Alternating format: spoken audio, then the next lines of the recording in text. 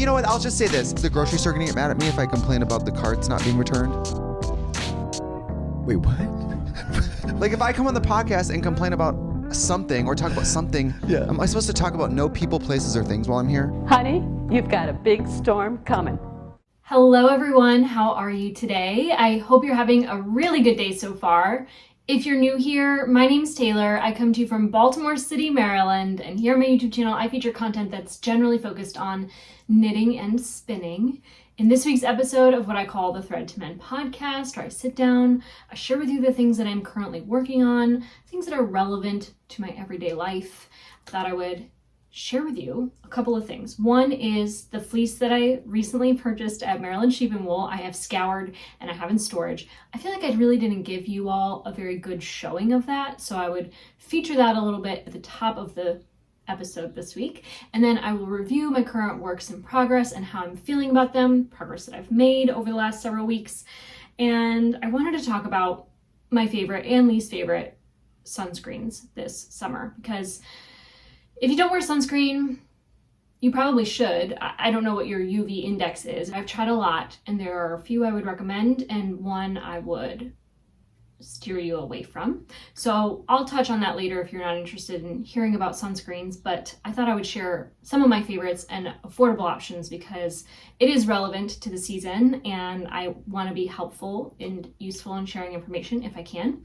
So that's that. I'm going to grab my fleeces and give you a look-see. I picked up, if you're not familiar, because I've been a little inconsistent here on my channel and I know it's hard to keep up when I'm rarely even uploading, but I picked up a small lamb's fleece of the Lincoln breed, and it was very affordable. I don't know exactly what that means because it was in really good condition. It was very clean, almost no vegetable matter. Being a lamb, it didn't have much time to accumulate such or even feed off of hay, so that contributed, I'm sure. The staple length was a little inconsistent across the entire fleece. Some areas of a particular color, mostly the light gray, were quite long, and then some of the staple length of the outer skirt areas that were the darkest color were a little shorter. I would say the variance could have been as much as an inch or more. And this is the bag of wool that I have of the darkest fleece. This is the majority of it in my hands here. I know that I've weighed this. I don't recall exactly how much it is, but I would guess that I could end up with about 200 grams of finished yarn with this amount of fleece in my hands. I'll give you a little close-up of it. You can see it is quite lustrous. It has very much of a sheen, and it is not the scratchiest. It is not the softest yarn.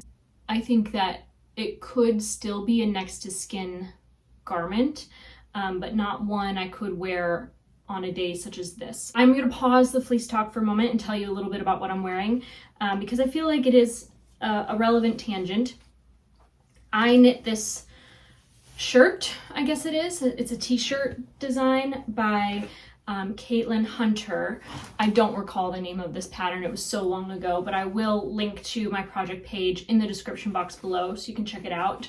I knit this pattern with my handspun yarn and handspun yarn that I purchased up above from Port Fiber in Portland, Maine. It is amazing yarn. It is called Cashgora, and it is spun with the wool fibers of a cashmere goat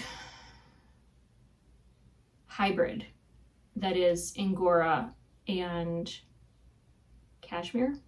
I don't know. I should have done a little research, but it's been a minute since I've even thought about this yarn. I'm only thinking about it right now because I'm wearing this shirt today, and I wanted to wear this shirt today because I never get any wear out of this shirt.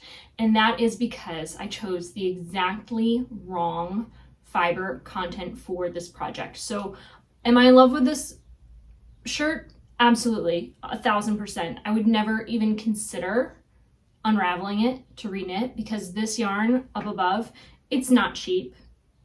It was about $40 a skein at the time, and I purchased it probably 8 or 9 years ago now. And I can't think of a better application of my own hand spun. So I'll just give you a little close up because I am quite proud of how it turned out.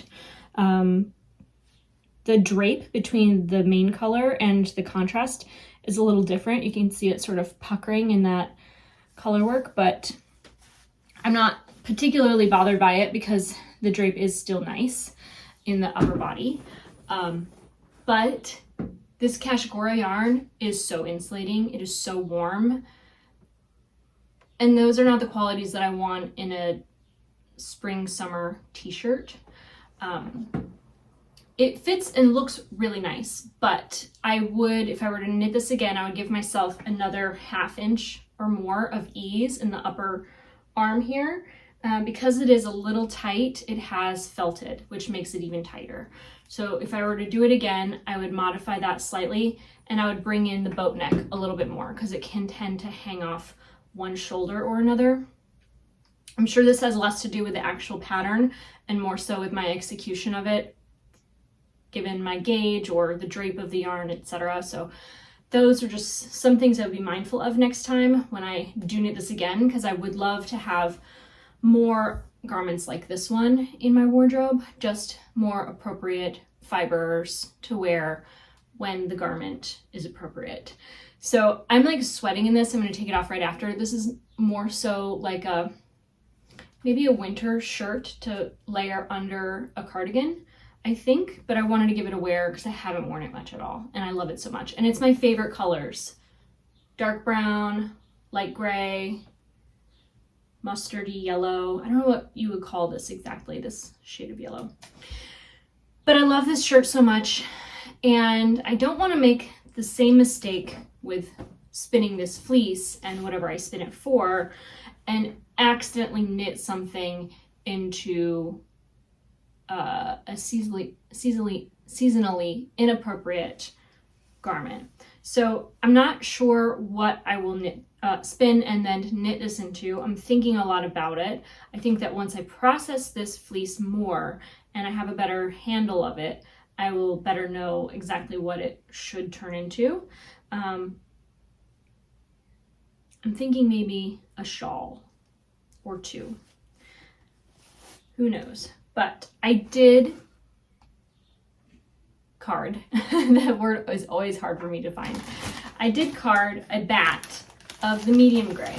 So I have here, this is, the entire fleece is divided up into thirds mostly. So this is a third of the fleece that was a little bit black and a little bit silver and kind of inextricably combined. So I separated it out into 3 parts, almost equal parts.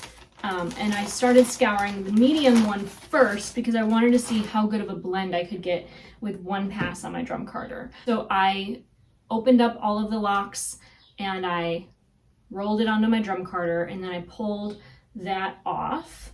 I folded in the ends a little bit, and I have here rolled up in my lap a large bat. I should weigh this, but this is a fiber I've not spun before. It's a fiber unlike any other I've ever spun before.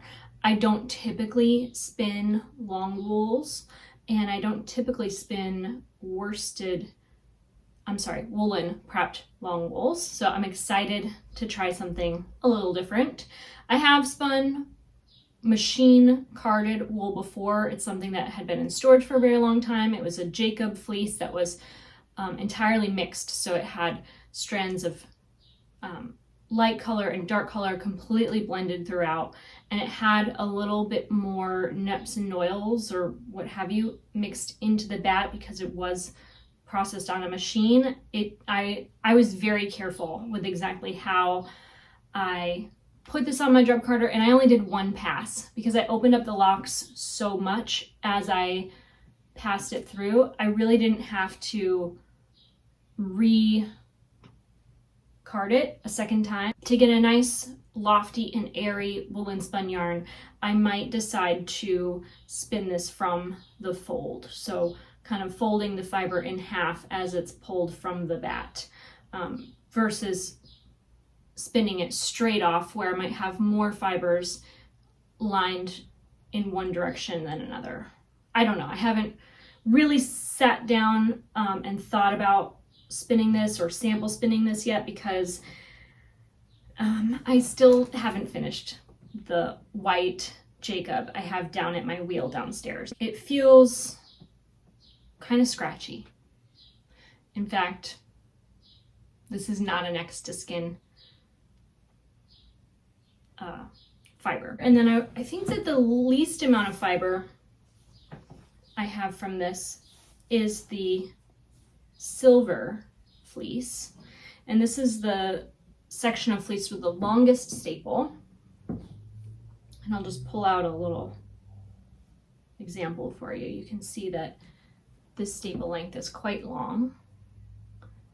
Perhaps not a primary example of how long a Lincoln fleece could get, because it is a lamb's fleece. It didn't have potentially an entire year to grow, but this fleece feels a little softer than the middle and the darker ones. So I don't know exactly what I'll do with this. I hear that it takes dye exceptionally well, but I don't wear a lot of bright colors. If I had this like ochre color dye, I would consider potentially giving this silver a once over with some ochre. Did you notice I didn't know the name of that color earlier, and then I just effortlessly dropped it? Welcome to Gemini season. But I don't know exactly what I intend to do with this, but I'm probably just going to keep it in storage for a minute until I've spun up some of my other more precious fibers. And I do want to spin at least a shawl quantity with the medium I've already carded up, as well as perhaps the dark fleece, because I feel like I would like to have more dark and moody sort of neutral pieces in my winter wardrobe. We do have a vacation planned. We take the same vacation every year to a little cabin in Maine, where we live without electricity. We did purchase, though, for the first year, we're bringing our own little Jackery battery that we have charged up to recharge our cell phones throughout the week, because it had been stressful not being able to do that outside of our brief car trips. The weather is not what I want it to be. It was the only week we could schedule because so many other people are able to book this little cabin for like extended periods, like 2 months or more, and so we have to work around that. But we're going in June this year, which is our first time visiting the cabin so early in the summer, and I'm worried that it won't be warm enough to swim in the lake. So yeah, that's on the horizon. I'm really excited. I can't wait. It will be like 90 degrees in Baltimore in the week leading up to it. So I think just getting away from such hot, humid weather back into the high 50s at night and the 60s and 70s will be a nice reprieve from our normal day-to-day. And I'm very excited about that. I was thinking maybe in a future episode, I would share with you what I plan to pack for my trip, including my projects and whatnot. But let me dive right into what I'm working on in terms of knitting. I actually left everything at my bedside, so I'm gonna run and grab that. I'll be right back.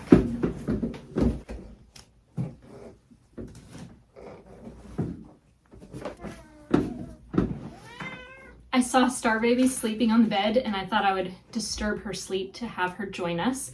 Now that she is completely deaf, she never hears me sitting down to record and forgets or isn't even aware to come in and interrupt. But I think she is a bit content to join us. Obviously, she didn't leap into my lap this time around. And oh gosh, it's so hot that my cats are starting to shed an extreme amount, and I need to keep up with that. But there's not enough time in the day, to be honest. But Star Baby is doing well. I feel like it's been a minute since she's joined us here. Even though I did completely lift her out of a deep sleep, she's happy to join us. So I'm gonna pull out my knitting and show you the immense progress, in my opinion, maybe not to some, but the immense progress I have made on my Artus Shawl. I have finished a full chart of a diamond section here, and one little hiccup I've run into in working this is that the silver color that I've chosen for my contrast, I'm almost out of. And so I could instead, because this diamond repeats again closer to the end and it gives a nice balance of like a light, dark, light moment across the diamond motif section, I could instead use this alternative shade, which is a wee bit warmer. It's less of a light silver and more of an oatmeal shade. So I'm thinking I might introduce this color as an alternative to repeating the silver, but I also have the exact same fiber in a sport weight yarn instead of a fingering weight yarn. So I'm thinking I could also do that instead if I feel like the color repetition is necessary. I would love to know what your opinion is. And I was trying to stay as true as possible to the original design because I loved the original design so much. But because I'm working entirely from my stash here, I obviously have slightly different colors. I'm choosing to knit the remnants of a Brooklyn Tweed Loft skein. I forget the color. I think that it even could be discontinued. It's like a drab olive with little flecks of orange, which I feel like tie it nicely into this orange shade that I've picked up to start working. So the next section will be orange and I don't want to say brown, but it's like a brownish green. We'll call it olive. The orange and olive will alternate, and the orange will be the next diamond. And then the olive will transition into its own diamond with a contrast of the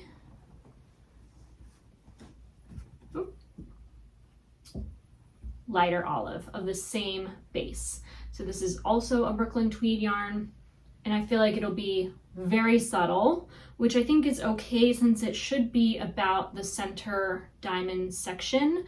I think it'll be like a nice sort of monochromatic moment that kind of, I feel like when you combine these colors, it almost makes this more yellow version. So I feel like, I don't know, I'm optimistic that these colors are gonna work out together. It will be a little low contrast, so we'll have to wait and see. And I know that the gray makes a comeback as well. I got flowers for my birthday. Thank you, Mom.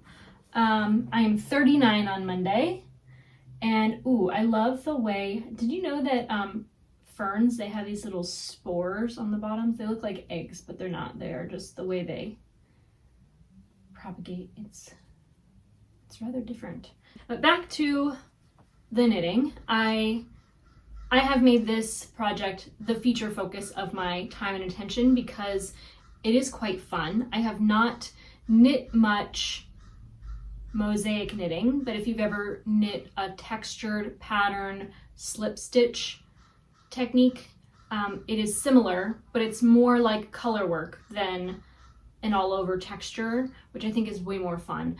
But also I am prone to making errors in my judgment and forget to reference the chart exactly, and I have had to rip back several rows and reknit, no more than 2 or 4 at a time. But I've probably ripped back at least 6 rows in the process of knitting this. I had actually started working the next contrast color in, and I realized that I had to work back and knit another gray row correctly, which I have not done yet. But anyway, that is the Artus Shawl. I've really been enjoying it. I'm holding it in this gorgeous little project bag sent to me from a very lovely friend and viewer here on this channel. I don't know if she wants me to say her name, so I'm not gonna say who sent this to me, but she knows that I love Knitting Nellie's project bags, and I've been stalking her updates, trying to score one, and then I got one in the mail as a surprise. So I love that you can fold over the zipper so that the zipper doesn't really come in contact with any threads being pulled out from the bag. And then you can zip it up and have it nice and contained. I love a zippered bag.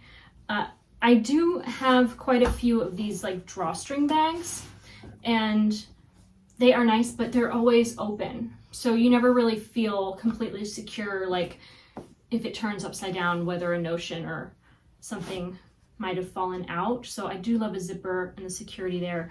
I wonder why zipper bags are never made with interior pockets, you know? Because it'd be nice to have a little notions moment inside of there. I've been thinking a lot about pulling out my machine to quilt together some of my favorite fabrics, some things that I've just like really hoarded over the years, things that I pull out and look at and think of working with and never do. And you know, there's some pieces that I would like to sew to wear. Like I have an old linen dress that I've worn holes into that I would love to replicate with a linen sheet set that I no longer use because the fitted sheet has worn out quite a bit, but the top sheet is in really good condition. I could easily make an entire garment out of the fabric I have from that top sheet. So there's so much fabric in my life I'd like to repurpose. I was thinking about sewing some knitting project bags. Obviously taking inspiration from the gorgeous quilts, you know, methods of Knitting Nelly. Obviously, Knitting Nelly hasn't invented quilt project bags, but she just makes the loveliest things. And if you haven't already, I mean, everyone probably knows how good her bags are. They're so great. But I have all these fabrics laying around, and I have like tons of zippers in storage too. I was thinking maybe I should turn some project bags out and have a little fun with my machine, especially in the summer when it feels like there's more time in the day. I just haven't decided which area of my house I will take over with that task, because it is quite a time or a spatial, there's a lot of spatial requirements when it comes to sewing. Unlike knitting, you can kind of pick it up and plop it anywhere. And in my spinning life, I kind of have designated areas already that have consumed quite a bit of space in my home. So not sure about the sewing front, if that's ever gonna happen or not. Moving on, I have been, let me just pick these stitches back up really quick. You don't want to drop mohair held double. It is a pain to correct. Okay. I'm not sure the last time I've shown this to you, but I've probably made 1 or 2 rows of progress since then. This is definitely coming on vacation with me, because the only time I ever really want to knit this is when I want to be carrying very little. It is only about this amount of yarn to carry. Actually, I'm missing my yellow skein. It's left in the other room. If I'm not mistaken, and I could be, there are, I think, like 6 repeats of her 3rd contrast color stripe in the main color. So I think I'm gonna squeeze an extra one in so that I could have a little extra ease in the upper arm. But this is a very similar shape actually, except instead of knitting like a little sleeve here, I'm pretty sure it's just a 1/2 inch or so of ribbing.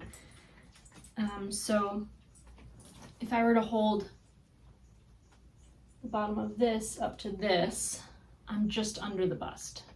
So I would say I'm about 1/3 of the way done with this, and it's been a slog.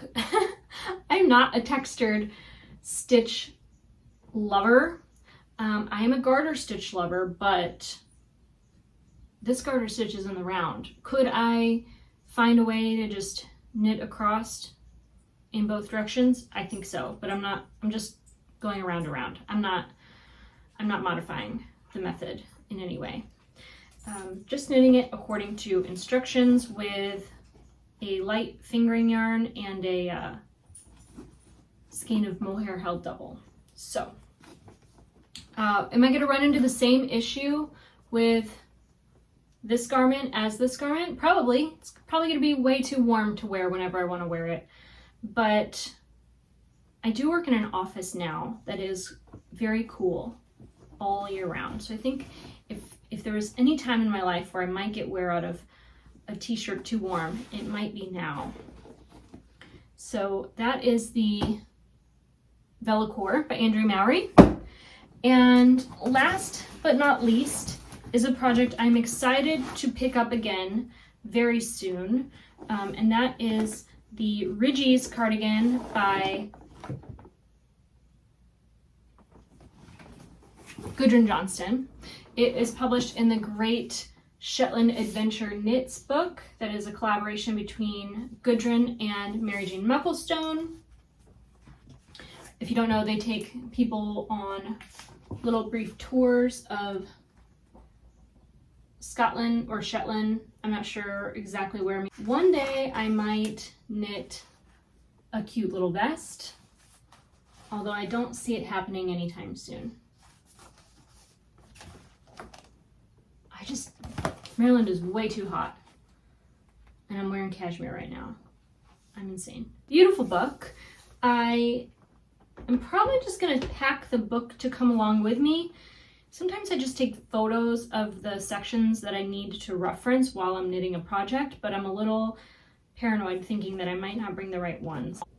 In 2 weeks, I have to pack and be ready to go, and then I also need to have my projects ready to be vacation worthy.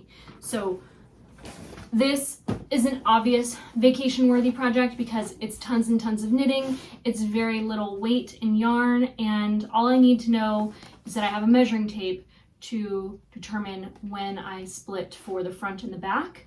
And then the Artus Shawl, because it is my most interesting project right now, I can't not bring this. I will possibly, though, select only the next 3 colors that will be knit into it because I'm not optimistic that I will get further than that if I'm also working on the Vellichor, which is what I really want to finish more than anything. I want to finish the Vellichor while I could potentially wear it in the summer, mohair in the summer, who am I? But it would be nice to have a new shawl to wear in the fall. So those are my 2 biggest priorities. And then when it comes to the Ridgies, even though I'm really excited to have this in my wardrobe, it's like such a fun and effortless project once you get going on the instruction that I kind of never wanted to end. So I'm kind of dragging it out way longer than it should be. But once the section is begun, it is so mindless and easy to work on that I know I could get a lot done while on vacation, and so I might challenge myself to do that while I have the time. It is potentially going to rain, and because we're kind of in a cabin in the woods and there's very few things in town to do, I might spend a lot of time indoors this year. I'm not sure. We'll see. I hope that the weather's nice. Yeah, my favorite thing to do when we're there is to swim in the lake and sunbathe on the floating dock. And I'm a little worried it's going to be too cool. It might be as high as like 75, maybe 80 degrees. If it's 80 degrees, I'm definitely going swimming, no doubt about it. If it's 75, I still might try, but I think it's going to be cold. So I'm packing 3 knitting projects, and my goal is to finish 1. If I could finish 2, that would be great, although it's not likely. So in addition, on the back burner, I have the Chained Oblivion, which I've not forgotten about. It's just so seasonally inappropriate that, number 1, I'm thinking of knitting another one in a different yarn. I knew I wanted this yarn base of my stash to be turned into this. Let me try the other sleeve on so you can see it. The sleeve is actually almost done. I really just stopped and started the second one when I ran out of yarn for a skein. I'm not exactly sure if this is the exact length I want this sleeve to be before I begin the yoke. I I've not forgotten about this project. It's just a very scratchy wool. This is a sweater I will not wear outside of winter, or without like a long sleeve shirt underneath, I think. So I haven't really been knitting on it now that it's hot outside, because it's like I'm not gonna wear it as soon. But this is quite fun. I think once I wrap up 2 of my 3 current projects, I will cast on the body for this and have that rolling by winter. I love this pattern so much, and I'm really enjoying the process of knitting it so much. I could definitely see myself knit another with more yarn from my stash. I just want to make sure to have enough, because it can eat up some of the yardage with these cables and the dense gauge that it's worked at. So I don't know if I have a sweater quantity that would be an appropriate amount. I'm eager to pick up around my house. I have so much that I want to do, but I think the first thing I might sit down and work on is finally working the garter rib to this. It's just that small section. I could do it in an afternoon and then pick up and start working the body and scanning up for 200 grams, maybe 3, to pack for vacation. That would be amazing. In fact, that would be an excellent car knit, because I try to watch the road, but it's hard to do that and look down constantly. So I also need to mend Brian's sweater. I don't know what bind off I chose for the cuff, but it was a little too tight, and we have a little bit of mending to do. So I'm gonna mend this, give it a wash. I nearly forgot my sunscreen roundup. I will start with the one I do not recommend, and that is Numbuzin's #1 Pure Full Calming Water Sunscreen. I'm almost done with this tube. I hate to waste products, so I pretty much use them until they're gone, even if I don't like them. But this sunscreen, it has this very slight green tone to it, and the reason why I don't love it is that it feels amazing when you're rubbing it in. It has this like soft, cushiony feel that is very moisturizing. The fragrance, or lack thereof, I'm not sure, is pleasant. It's not unsavory in any way, but it dries down to this sort of layer that will pick up with other products you apply on top. So when my sunscreen is applied, I let it dry down, and I try not to do anything until it's fully dry. And then I will apply my cream products and my powder products. Sometimes I go back in with a cream blush, depending on the day. And I find that with this particular sunscreen, if I'm not careful, when I'm applying like a powder bronzer or even a cream bronzer, something with a brush, I will pick up and move my sunscreen, and it will start to pill. And sometimes I notice it, sometimes I won't notice it. Sometimes I'll be in the car and I'll kind of scratch down my neck, and I'll have tons of like sunscreen buildup under my fingernails. So there's something about this formulation in particular that is just a little bit heavy. Even though it feels really nice when it's applied, it just doesn't work amazingly with other products on top of it. So if you're a person though that doesn't wear makeup, doesn't put anything over sunscreen, I wouldn't discourage you from trying this one. The price I think is reasonable, but it's not one I ever intend to repurchase for that reason, that it doesn't layer well with other things. I have 4 other sunscreens, a 5th that is not in my possession, and the next 3 I just want to point out are nearly identical formulations. So I have I'll leave a link in the description box below. I've linked to it many times before, but I have a spreadsheet where I document my entire skincare inventory: cleansing oils, face washes, toners, serums, moisturizers, sunscreens, treatments, etc.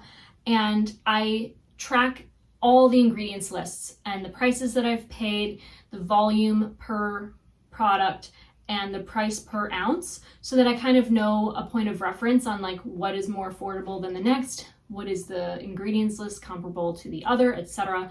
So I just really like to gather that sort of data and know, you know, which actives am I perhaps touching on in various steps in my routine.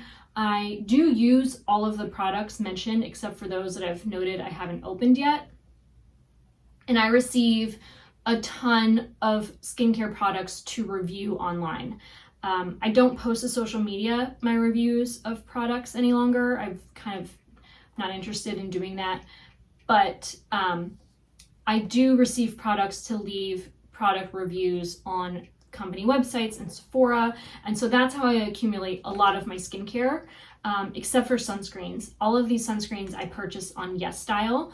YesStyle is like the #1 location to purchase international sunscreens in the US. I don't know how they get away with it, but there's always a coupon code. You can always save 8 to 15% off whatever sale price they already have listed. And you can save an extra 2% on a YesStyle order if you use my code, TAYLOREOWEN. It's just a influencer code where I think I might collect like a penny or a penny to your dollar spent. So that does support me in buying more sunscreen. If you do make a purchase, you can use that code and save a little extra money on your order, but do remember to couple it with an extra coupon code as well. You'll see in the checkout process that there's a room for an influencer code and a coupon code, just so you're clear. But these sunscreens are nearly identical. The first 4 or 5 ingredients are exactly the same. There's one extra ingredient in this one within the top 10. So I would say these are almost identical sunscreens. The Round Lab Birch sunscreen here, which I know you can't read it on the front of these bottles and the text is very fine, but this is the Round Lab Birch sunscreen. You can see the bottle, and I do have the full title of each of these products in that document below, so you can reference there if you want more information. They're all the same. They're all nice. They're all pleasant. None of them have burned or stung my eyes. I haven't really used this one much, so I can't tell you how it layers under makeup. I've used this one the most. That there is, especially in some tubes more than others, this odd smell about it. Actually, this smells quite neat. Yeah, no, it has like a kind of like a chemical smell. It is a chemical UV filter, so maybe that's why, but it does have just a really nice formula that sinks into your skin. It dries down really nice. It doesn't pill underneath makeup. This one, I'm just checking for the smell because they literally feel identical to one another. The Round Lab doesn't have quite as much of a chemical smell. It very much feels like almost nothing. Maybe the littlest amount of tack compared to no product, and then with product, there's a little bit of tackiness. And then just because I tested the other two, I will test this one. I haven't really opened this one in a while. I have opened all of my sunscreens because I do intend to use them within a year of opening. Yeah. Not really any fragrance at all, which is nice because most people are sensitive. Not most. Some people are sensitive to fragrance. They're all the same, guys. They're the same thing. Their minor ingredients are different at the bottom of the list. They all have niacinamide, so if you're sensitive to niacinamide, I have an alternative for you I'm going to share. It might have niacinamide in it too. Everything does now. But this one has, like, the beauty of Joseon has some rice ferment and other fermented ingredients. I don't know what more to say, but these are all really good. And these are so affordable. Like, you're talking $10, more or less. I think this might even be like $7.50 or $8. I can't recommend it enough. One other sunscreen I would recommend that I don't actually have on hand is from B Lab. It's their like Matcha sunscreen. I used the entire tube and I've repurchased it already. It hasn't arrived yet. I did purchase another new to me sunscreen I've not tried that is waterproof. So I'm excited to try a more water resilient formula. And I would recommend that one too. I just don't have it to show you. And I do want to have on hand more sunscreen than I intend to use within the next year because I've opened all of these. So they're only good for 12 months. I have 2 backup tubes of the Beauty of Joseon I haven't opened. And all of these have expiration dates printed on them, and most of these don't expire until 2026. So I know that as long as I use them within 12 months, I'm in good shape. The last one I want to share is from Pyunkang Yule. I think they have multiple sunscreens, but this is the white tube. And it does have some mineral filters in it. So I think it's a hybrid of chemical and mineral. But this one does have a little bit of a white cast to it. And that's the only reason why it's not one of my favorites. It does blend in well, but if you are of a darker complexion, you might not prefer this one. It has a bit of a sunscreen smell to it. It's kind of more like sunscreens you could be familiar with in the US. I think this might have mineral filters entirely. I don't recall whether it's chemical or mineral, but all the others are chemical filters. They don't have avobenzone or oxybenzone, which are filters approved in the US. They have filters that are more commonly used outside of the US. In fact, technically, I don't think you're supposed to be able to buy these in the United States. But I trust the evolution in sunscreen care outside the US. Just knowing that the US hasn't approved chemical filters since like 1992. It's been like 30 years. I think we should like do more research and development here, but I think it's just so costly that large corporations are not investing in that evolution of product design. So those are the sunscreens I am using and not using this year. I go through like a tube a month, maybe every 6 weeks. I religiously apply sunscreen every morning, and when I get home from work, I'll put a new layer of sunscreen right over top of my makeup before I go roller skating outside. I have been skating a ton this season. In fact, I clocked over 11 hours of roller skating in the month of May, which was a new record for me. I think prior to that, I had only skated about 3 hours or more. So I more than tripled my record. And that's mostly because I have built a level of endurance where to skate an entire hour feels effortless. And so if my bladder could handle more than an hour of skating, I probably would more often, but more often than not, I'm ready to go home. Also, I feel like I have more daylight time than ever to skate after work.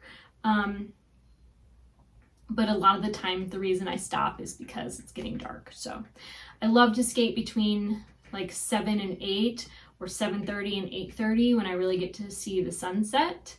And I love to skate over at the lake because you meet all kinds of interesting people. There's always other people roller skating, and you have some sort of a shared camaraderie, like this sense of community that is kind of nice to be a part of, but also kind of do your own thing.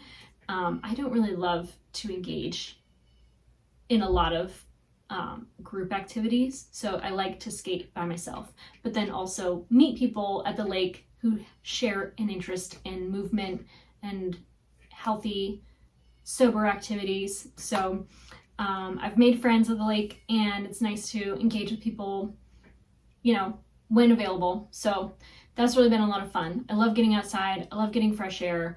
I love moving. And just the extended amount of time I've been able to spend with my dad on the phone each day. We talk in the mornings, we talk in the afternoons. Sometimes after I skate, I'll even have another conversation with him on the phone. And just hearing what he's going through in his old age and being cognizant of his health struggles and how they've sort of unraveled over the years and realizing what could be done to prevent them, it's like more important to me now than ever to stay active and keep moving and just embrace the capabilities of my body as it is. I know many of you haven't been watching my channel for very long. A lot of you though have been watching me here on YouTube for a long time, and in the past I would talk about my struggles with autoimmune disease and expression and my arthritis and how painful and uncomfortable life was for me for a fair amount of time. And I'm just so glad that I'm in a position in my life where I have the support and the financial capability to modify my lifestyle so that I can prioritize my diet and prioritize movement and exercise and have that fit into my lifestyle almost seamlessly. I feel like over the last several years, I've really adopted a strict routine of, Brian and I working together to make sure that we eat properly and we eat foods that fuel both of our lifestyles in a way that is really conducive towards health, which is, if I'm like trying to not be specific because I don't want anyone listening to me think that I believe there's one way to be healthy. There's just one way for me to be healthy, and that is avoiding certain autoimmune triggers. I'm just like feeling better than ever, and I haven't dealt with discomfort in my back or my sacroiliac joint, and it feels good to feel good. Feels great to feel good. We'll go do the garden tour now.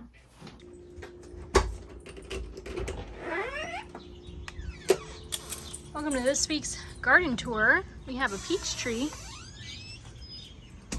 and it's dropping all of the littlest peaches everywhere. There's still plenty of peaches holding on strong. Not sure why they're falling off, except maybe there's just too many. In fact, there's probably more that should fall off. Some renty looking ones. I have some leaf curl still, but I'm not finding it consuming the tree. There's tons of new growth, as always. I'm really glad that I aggressively pruned this when I did. I think pruning peach trees is essential to their optimal growth. So I love that for me.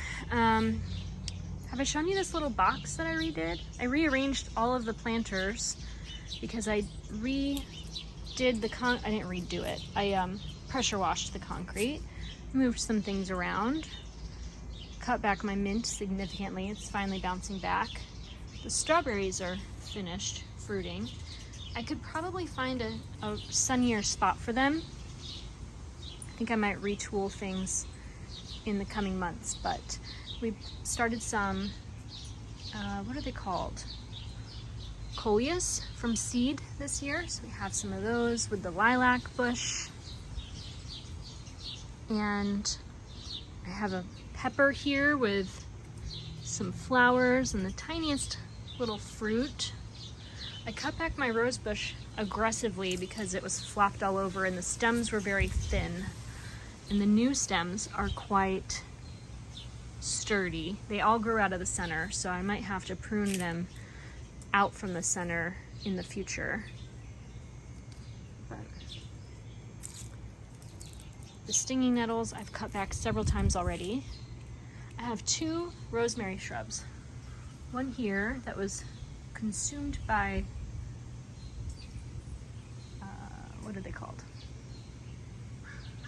Some type of mite. I have an echinacea here, probably getting too much shade. I should really rearrange these things a little bit more. I think I might do that later on today.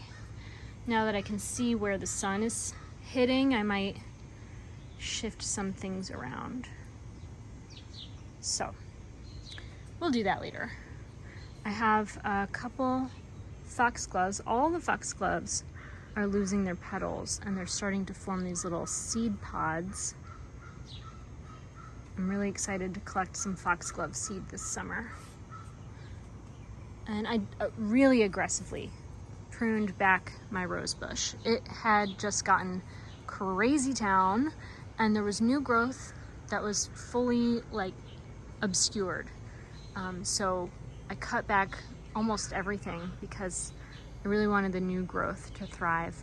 And if you can't see them there, you will find that there are plenty of the invasive lanternfly larvae all over. I can't get my camera to focus on them, but they love this rose bush. They're always there. I try to smack them down and then step on them on the concrete, but they're really like fast and smart. And they don't like, they're not afraid of you. They just, with the thorns, it's hard to like get them. They're really smart and they climb to the other side of the thing. You know, I should take my vacuum cleaner out here and vacuum them up. I think that's what I'm gonna do. I'm gonna vacuum these dang bugs because they won't hide from the suction. I think that's the secret. I think I'm gonna try that out. Okay, so the pawpaw trees are leafing out. I think I didn't realize I planted a tree right into this path, but it is what it is. And it's getting so big and so tall. They are a lower canopy tree, so this is a really great place for them to be because with all of the other trees around, they're not gonna get too much direct sun in their youngest years, but then they will eventually grow up into these little pockets of sunshine and become nice, robust trees. So they do kind of like, I don't know, maybe one day that I can prune back some of these lower branches so that it'll still have a path back here. But right now, they're shading out this little cucumber area. There, now my cucumber will have a little bit more room to grow. So I have 2 cucumbers up this side of the trellis. I tried growing cucumbers on this side, but some slugs got to them. So I planted a ton of beans and I should probably thin them out. I wonder what your thoughts are about thinning out the beans. Can I just grow tons of beans up one side? I think I'd rather try to grow a ton of beans because that might be the only trellis I have beans growing. I have a lovely perennial shade garden thriving back here. And I do need to cut back the hellebore blooms because they are spent. I think in the fall, I'm gonna pull out this hosta and split it, and I'm gonna start putting some hostas in my neighbor's yard over this fence. I have some garden beds that I've started, and I'm gonna put some hostas in that shady corner there. Because I have enough now, I can start to propagate them. And this one has already grown large enough. So I'm definitely gonna do that. This hosta was planted at the very same time that this hosta was planted. But this hosta has been planted among many other things. It gets a different amount of sunlight, I think more sunlight even, but with all the competing plants, it has a lot going on around it. I'm not sure if, maybe I should, but I think I'm gonna put some of this, I forget what it's called. It's quite invasive. It's still a lovely plant, but I think I'm gonna put some of that in the Wheeler's yard also because it'll really consume quite a lot of space and I think look very nice, especially in the shady corners where some brightness can be brought in to the area. And I think I might do some of this sweet woodruff over there too. I wasn't sure how this would perform. I do like the look of it, but we'll keep an eye on it in the summer. When it gets really hot, it does tend to just sort of die off, which is why I have just one patch of it now instead of multiples. And it's kind of crowded out everything around it. Like I have this hosta here that you can barely see. So that might be another hosta that I relocate into the Wheeler's yard. I haven't really decided. I do love this hosta, but it is more susceptible to damage and whatnot. It's a little less resilient than other hostas in the yard. Like these ones here, I got from a neighbor. I think that with time, each of these will become quite large. And there's that little itty bitty one, so cute. So many hosta varieties now. But I think I will try to transplant 1 or 2 of these large varieties over there so they can really take over a space. I'm not sure that my cherry tomato experiment is really gonna do well. You can see these are stretching tremendously tall. And oh, I didn't know I had a flowering lily. I'm actually going to break this off because their pollen is very toxic to cats, and I have a lot of cats jumping over that fence on a daily basis.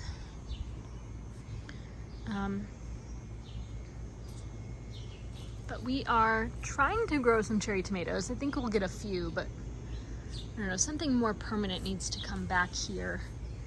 In fact, that would be a really good hosta to pull out of the yard. You can barely see it over there. The black raspberries are fruiting a ton. We're collecting like a cup a day. There's not many out here anymore that are ripe enough to pick. But you'll see like one will ripen at a time on each of these little stalks. My blueberries are finally starting to get a little bit of color. This is my favorite variety in the yard. It's South Moon. They have the biggest fruits, tons of flavor. The growth has been nice and robust. I don't think I've moved this one as much as the others. And my Angelica, it's doing okay. I think I might actually consider moving this now that the raspberries are kind of taking over that entire area. I might move that Angelica to the back corner in the fall. If it's not thriving the most over here, I think that shadier area might be preferred because this might be a little bit too much sun. Oh, I do have a third cucumber I forgot about. This trellis doesn't grow quite as many annual plants as the other two. It just gets a little bit more shade than the others. But I do have a cucumber growing up here among all of my blackberry canes. The only canes that have really kept are the ones that were already established and cuttings of older wood.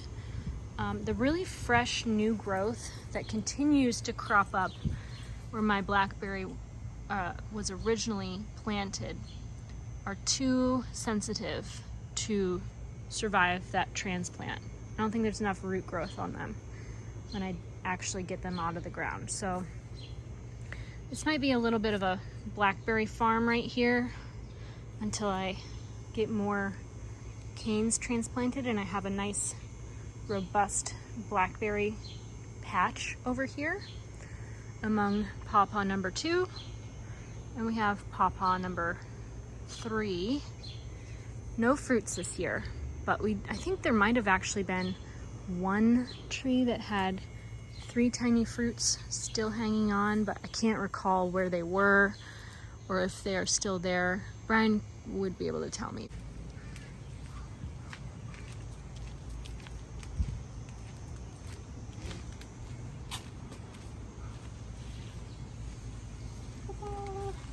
Ooh! You said there were 3. There's 2. The raspberries, again, are always ugly. Terribly ugly, but so delicious. There's nothing better than a fresh raspberry from your garden. And you can't buy, or you can actually, they're just too expensive.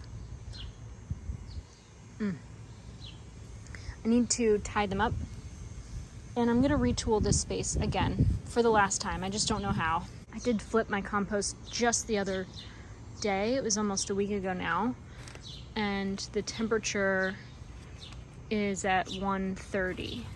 So it's right up there. It's really cooking.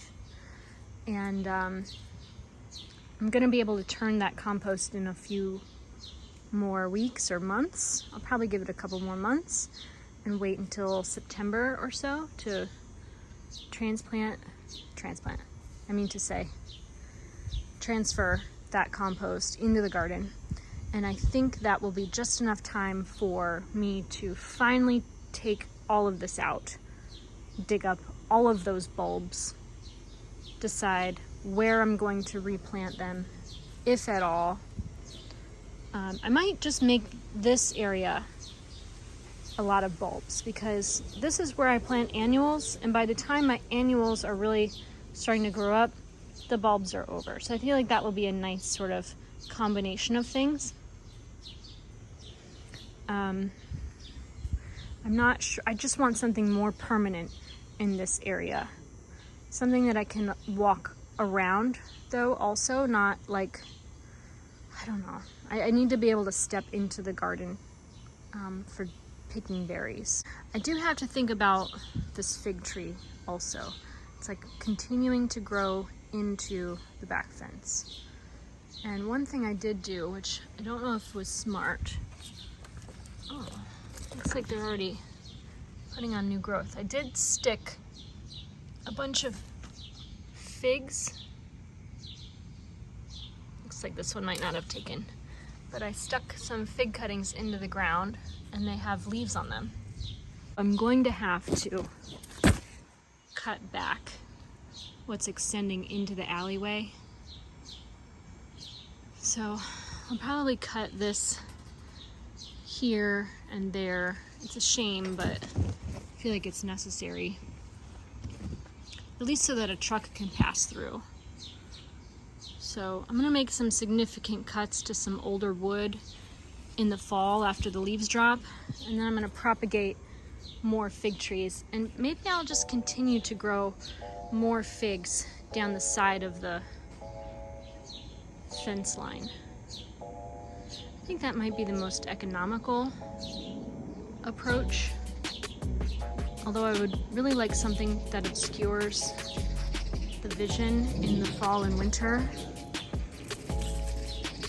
I think that might be ideal.